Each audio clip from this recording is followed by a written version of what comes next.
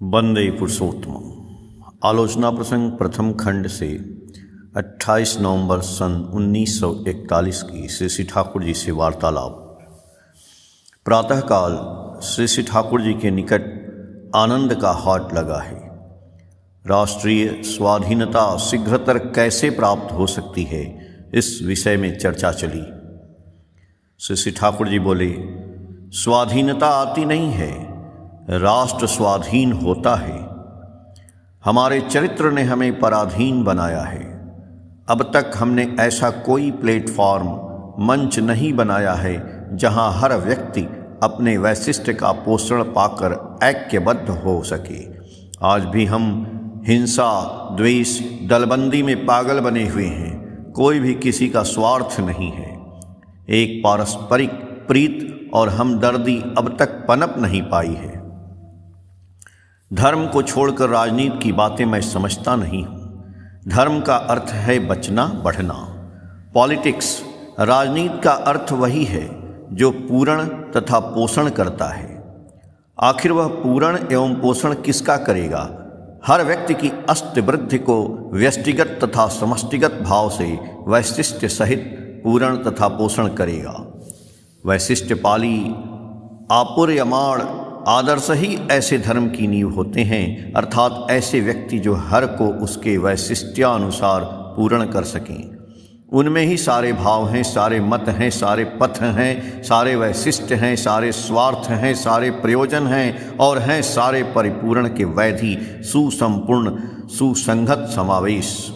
उनमें ही पूर्वतन हर महापुरुष जीवंत होकर रहते हैं। इसीलिए जन समष्टि, यहाँ तक कि मानव गोष्ठी के एकमात्र एकायनी केंद्र वे ही हो सकते हैं एवं उनको केंद्र कर देश के जनगण अपना सब कुछ लेकर ऐक्यबद्ध और सुसंगत हो सकते हैं और वही स्वाधीनता की नींव होती है।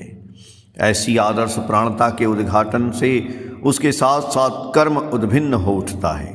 उस समय मनुष्य दूसरे पर निर्भरशील होकर रहना नहीं चाहता है, बल्कि अपने अवदान से उच्छल करना चाहता है। प्रिय परम को उपचयी करना चाहता है। ऐसा करने में उसे अपने वैशिष्ट्य के अनुसार परिवेश की सेवा ही करनी ही पड़ती है। हर व्यक्ति ही ऐसा करता है। इस प्रकार उनकी प्रचेष्टा के माध्यम से कृषि, शिल्प, स्वास्थ्य, शिक्षा, वाणिज्य, विज्ञान, खाद्य, अन्न, वस्त्र, वासस्थान, सुरक्षा, यान वाहन, शासन, संयमन, असत निरोध, पारस्परिक, योगायोग, रक्षा इत्यादि के विषय में सुसंपूर्ण तैयारी और व्यवस्था रहती है। उस समय राष्ट्र स्वतः उनके हाथ में आ जाता है। जिस प्रकार टीबी रोगी के वाइटल फोर्स, जीवनी शक्ति और रेजिस्टेंस पावर, रोगों को प्रतिरोध करने की क्षमता को बढ़ाने के लिए ऐसा नरिशमेंट, पोषण दिया जाता है जिससे उसके रोग बीजाणु स्वतः शरीर से चले जाते हैं। उसी प्रकार यदि हमें हर तरह से संगत, समर्थवान, यथा सत्ता पोषणवान बनाया जाए तो हमारे शोषक भी स्वयं हट जाएंगे। उन्हें हमारे विरुद्ध अभियोग करने की कोई गुंजाइश नहीं रहेगी।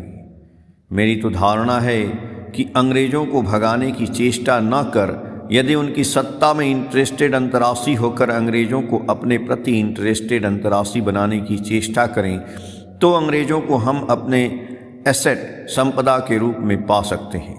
यदि हम वैसा चरित्र और तैयारी आयत न करें एवं यदि अंग्रेज उसी अवस्था में चले जाएं तो अभी जो समस्या है वह तो रहेगी ही, प्रत्युत वह समस्या और भी गंभीर हो जाएगी।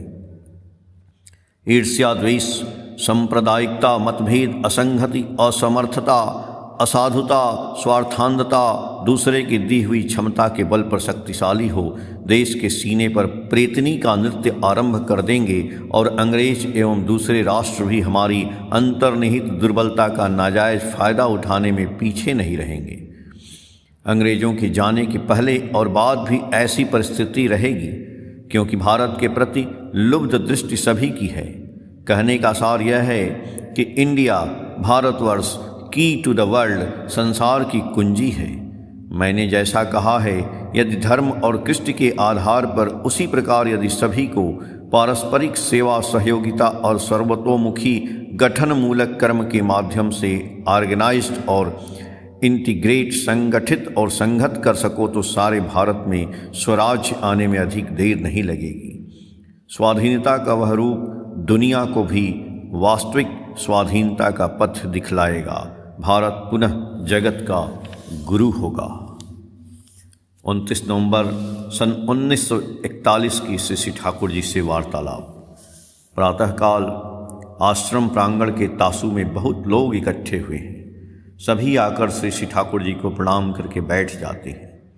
श्री ठाकुर कथरी ओढ़े आसन मारकर बिछावन पर बैठे हैं। चेहरे पर प्रशांत परितृप्ति छाई है और आंखों में है करुणाघन दीप्त दृष्टि।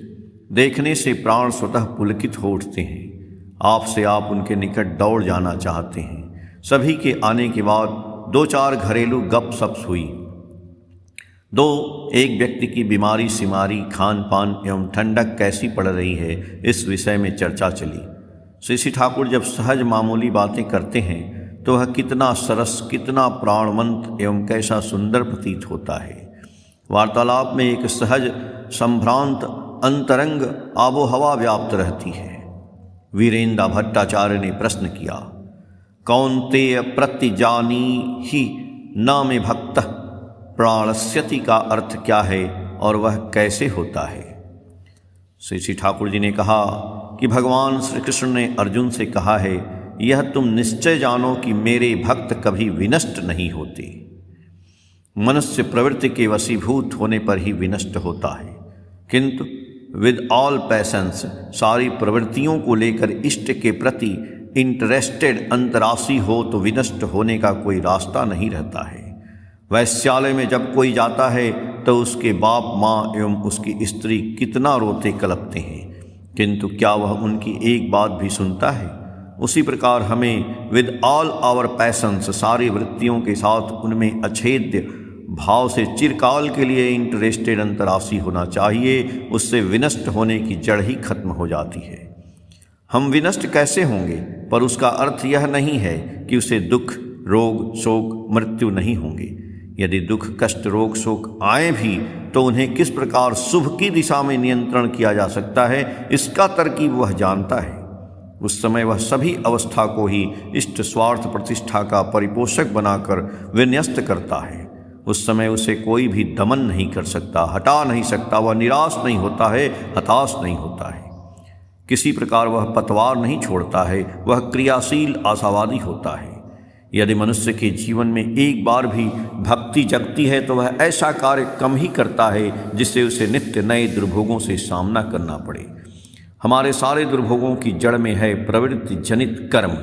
उसके अलावा इष्ट कर्म करने में मनुष्य के जीवन में अनेक दुख कष्ट आ सकते हैं, किंतु इष्ट प्रीति यदि रहती है तो वे उस समय सुखकर प्रतीत होते हैं। वे मन को क्लिष्ट नहीं कर सकते हैं, क्योंकि उसमें क्षुण होने के बजाय सत्ता पुष्ट होती है।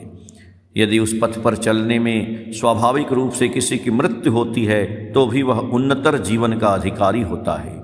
यहाँ तक कि स्मृतिवाही चेतना भी वह लाभ कर सकता है। इसलिए जीवन पथ पर आगे बढ़ने के सिवा पीछे हटने या नष्ट होने की संभावना नहीं रहती है। पुरुषोत्तम के प्रति भक्ति ही ऐसा बना देती है। प्रफुल्लदा ने पूछा कि आत्मा तो अमर है, अंत तक कोई तो नष्ट नहीं होता। श्री ठाकुर जी बोले, हम क्रमशः आगे बढ़ते बढ़ते हुए विवर्तन के पथ पर चलना चाहते हैं। बढ़ने के पथ पर जीवन का आनंद है और हम जीवन मृत्यु की सीमा को भेद कर इस बढ़ती हुई गति को विरामहीन रखना चाहते हैं।